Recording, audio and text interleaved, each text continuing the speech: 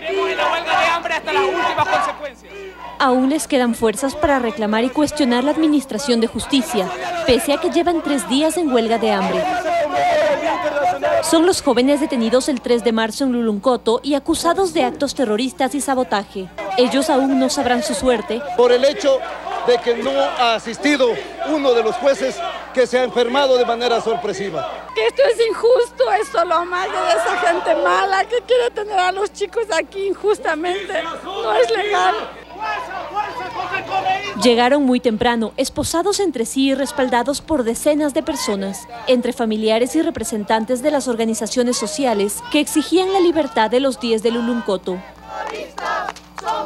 Tras la postergación de la audiencia, los jóvenes fueron retirados y trasladados a los centros de reclusión, donde permanecen desde hace 9 meses. Nosotros seguimos demostrando nuestra inocencia, pese a que la justicia se niegue y no aplique el principio de seriedad en este proceso. Esta es la forma en la que Rafael Correa festeja, celebra el Día de los Derechos Humanos. Sin embargo, en los exteriores del Palacio de Justicia permanecieron familiares, amigos y dirigentes políticos del MPD y Pachacutic, embanderados de la causa. Según este informe de organizaciones sociales, sus derechos estarían siendo vulnerados también durante la reclusión. De ninguna manera ellos están sometidos a un juicio justo. La medida de los jóvenes continuará por tiempo indefinido. En Quito, María Gracia Acosta, 24 horas. Damos la bienvenida a Natasha Rojas, representante de los movimientos sociales, y a Ramiro García, uno de los defensores del caso que estamos tratando, para hablar con ambos de este tema. Gracias por estar aquí. Empezamos con Natasha. Natasha, este tema tiene una vinculación política, porque siempre nos trae a la memoria situaciones parecidas de supuesta rebelión, de supuesta insurgencia. Y nos preocupa este contraste ideológico de que hoy, siendo un gobierno de izquierda, pues son reprimidos con la fuerza de la justicia estos jóvenes a los que aparentemente no se les ha encontrado ninguna prueba. ¿Es cierto? ¿Esto es un tema político? Muy buenos días, muchísimas gracias por la entrevista. Los 10 jóvenes presos políticos de Luluncoto no son terroristas, son víctimas de una política de terror por parte del Estado, por parte del gobierno, por el delito de pensar diferente.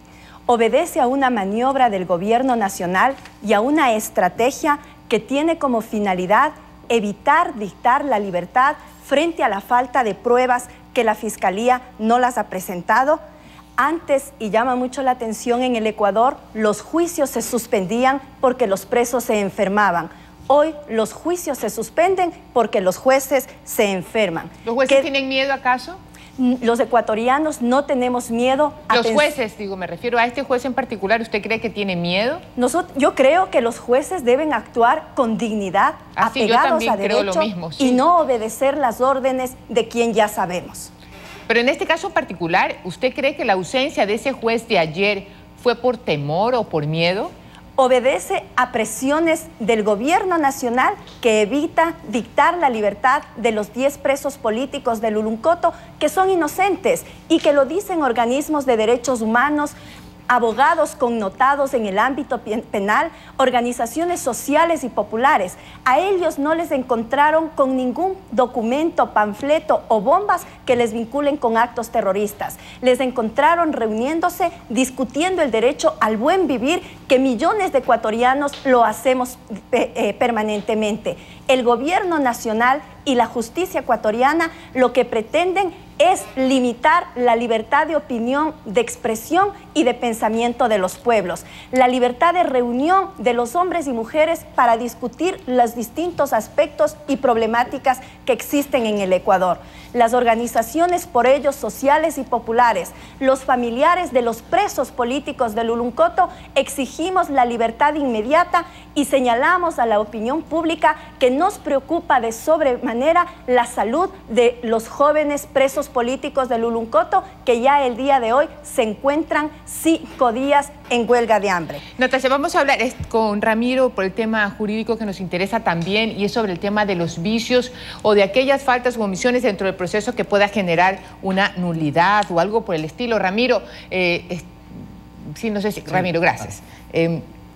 ¿Qué tipo de nulidades tiene ese juicio o vicios? En este caso se han vulnerado todas las garantías de debido proceso, comenzando por la forma en que los jóvenes fueron privados de su libertad sin una orden previa dictada por juez competente. Tampoco hubo una orden de allanamiento. Tanto la orden de allanamiento como la orden de prisión preventiva fueron posteriormente fraguadas, y eso se ha comprobado a través de una pericia realizada a los computadores del juzgado en donde se dictó esta orden de prisión preventiva. Evidentemente es una privación de libertad arbitraria que cae dentro de lo que dentro de las prohibiciones establecidas en el 7.2 y 7.3 de la Convención Americana de Derechos Humanos, y que además el Ecuador, ya por actos similares a este, caso Tibi versus Ecuador o Chaparro Lapo versus Ecuador, ha recibido ya sanciones de la Corte Interamericana de Derechos Humanos. Es decir, reiteramos en actuaciones policiales, en actuaciones judiciales violatorias de derechos humanos, y esto como parte de una política además de Estado. Hemos visto en este gobierno, todos hemos sido testigos de la metida de mano en la Administración de Justicia, de cómo se ha restado independencia a los órganos de Administración de Justicia. Nuestra población carcelaria ha pasado de 10.500 a 19.000 personas en un año y un poquito más. Es una cifra que solamente el nazismo la pudo lograr entre el 40 y el 44. Esto sí tiene que llamarnos a reflexión. ¿Cuál es la reacción de las autoridades, especialmente de los órganos de justicia, frente a sus petitorios? Me refiero particularmente frente al escrito en el que normalmente pues, los procesos son escritos en este país, independientemente de algunas audiencias. ¿Cuál es la reacción de la justicia cuando usted pide o exhibe pruebas que se han violado principios del debido proceso? ¿Qué le responde la justicia? Mire, bueno, las pruebas se van a actuar ahora en la audiencia de juzgamiento, justamente la audiencia que se convocó para el día de ayer. Que se canceló. Y que se canceló, exactamente. Era para la actuación de pruebas. Actuación de pruebas testimoniales sobre todo, y que además nos exhiba la Fiscalía bajo qué criterios imputa y bajo qué criterios solicita se aplique pena a estas personas por el delito de terrorismo. Aquí, como dijo Natasha hace un momento, no existe terrorismo, lo que existe es terror de Estado. Nuevamente, porque esto ya lo vimos entre el 84 y el 88 en el gobierno de Febres Cordero, la utilización del tipo penal de terrorismo como un mecanismo de represión a la oposición, a la disidencia, a quien piensa diferente. Esto también ya lo hizo Fujimori en su dictadura, cuando él se declara dictador, y esto le mereció además a Perú las sanciones de la Corte Interamericana de Derechos Humanos en los casos Lacantuti y Barrios Altos. Además, estas violaciones de derechos humanos son las que ha generado que Fujimori continúe preso ahora y esté solicitando una amnistía por razones humanitarias. Eso es lo que tienen que pensar los gobernantes. Tanto la izquierda como la derecha pueden terminar, las izquierdas o las derechas, pueden terminar violando derechos humanos bajo presupuestos ideológicos exactamente opuestos, pueden terminar confluyendo en prácticas exactamente idénticas. Y esto es lo que estamos viendo. Prácticas idénticas que resulta también un poco difícil de comprender, porque, por ejemplo, este gobierno tiene dentro de sus funcionarios públicos gente del grupo, o ex miembros del grupo Alfaro Vive Carajo. Si hay algo que hay algo que no se entiende, ¿verdad? Sí, por supuesto. ¿Cómo este gobierno, siendo de izquierda, que tiene gente ahí, gente que fue golpeada y violada? Para quienes de alguna manera nos sentimos identificados con el sector progre, digamos, nos resulta vomitivo ver cómo ha habido un viraje de 180 grados en el discurso gubernamental, al punto que ha terminado confluyendo con el sector más duro, más radical de las derechas. Usted ve que si hay algo que ha caracterizado este gobierno es el doble discurso y la doble moral. Si usted canta las canciones del Che con Alianza País, usted es revolucionario, pero si usted lo hace con la oposición, usted es terrorista. Esto es una cosa de locos. Mire lo que está pasando. Como usted dice, en el caso de Alfaro Vive, y hay varias personas vinculadas a Alfaro Vive que están trabajando en este gobierno, y qué bueno que así sea.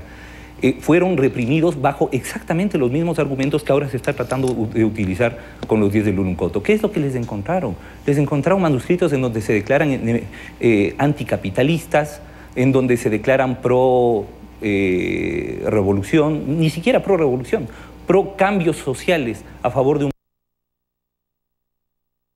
Esto es una cosa de locos, es demencial. Entonces, evidentemente, vuelvo y repito, ha habido una tergiversación del sistema penal en el último año y medio, generado además en lo fáctico por una metida de mano a la Administración de Justicia. Usted ve que por primera vez, ni siquiera en la época de Febres Cordero, por primera vez desde el retorno a la democracia, tenemos jueces presos por ordenar libertades. Entonces, todo eso se expresa, todo ese ambiente de violación de derechos humanos ha generado casos como este de 10 de Luluncoto, que ha merecido, como dijo Natasha hace un momento, informes de organismos internacionales de protección de derechos humanos como Amnistía Internacional. Ramiro, antes de pasar a Natasha, una última pregunta. ¿Qué toca después? Esta audiencia se canceló porque no fue un juez, y entonces ¿ahora qué toca? El mismo tribunal tiene que fijar nuevo día y hora. El problema, mire, a ver, podemos entender, yo prefiero pensar bien, podemos entender que un juez se enferma a última hora, pese a que los únicos interesados en prorrogar esta audiencia, sin duda, son la Fiscalía, porque saben que no tienen nada, van sin una sola prueba. No tienen absolutamente nada. Es vergonzante la forma en que se ha llevado este caso por parte de la Fiscalía. Pero bueno, entendemos que el juez se enfermó, ahora el tribunal tiene que convocar nuevamente, pero lo que no entendemos es que se mantenga privados de su libertad a estas personas. Es decir, un procesado no puede asumir la falta, digamos, porque en este caso es por causas imputables al tribunal que se prorroga la audiencia. Ramiro, ¿qué ha hecho el defensor del pueblo con respecto a este tema? Absolutamente nada. Absolutamente nada. Y en eso tenemos que decirlo y decirlo claramente. A nosotros hay palabras que duelen, pero hay silencios que duelen más. Y en este caso, el silencio de los organismos de protección de derechos humanos adscritos al sector gubernamental realmente es doloroso. Mire lo que está pasando, vuelvo y repito, lo que está pasando en el sistema carcelario. Nuestros presos están en condiciones de hacinamiento que si se las aplicáramos a los animales, con seguridad los ecologistas estarían protestando. Vamos a preguntarle al defensor del pueblo, que está con nosotros en un par de minutos, ¿por qué su silencio? Natasha, el tema, sin duda, como lo veíamos, es un tema político, es un tema que repercute y que hace ver a los muy curiosos de estas historias políticas del país ciertas contradicciones, ¿no? Después de esto, ¿qué puede pasar políticamente hablando dentro de este gobierno que parece que va a durar 4 años más? Para las organizaciones sociales del Ecuador, para las madres, para los hombres y mujeres, este es un tema de defensa de la vida, la libertad y la democracia en el Ecuador. Yo quiero decirle que a nosotros nos preocupa la situación y la afectación psicológica de los 10 presos políticos en el Ecuador. Víctor Hugo Vinuesa, Santiago Gallegos, Héctor Estupiñán, Luis Merchán han perdido sus empleos. Cristina Campaña, Pablo Castro, Royce Gómez, César Zambrano no han podido culminar sus carreras universitarias. Aquí tengo la foto de las 2 detenidas políticas, Fadua Tapia y Abigail Heras. 2 madres de familia que en el caso de Fadua Tapia dio a luz a su niña Laila de 3 meses de nacida en medio de una afectación psicológica siendo acusada de terrorismo.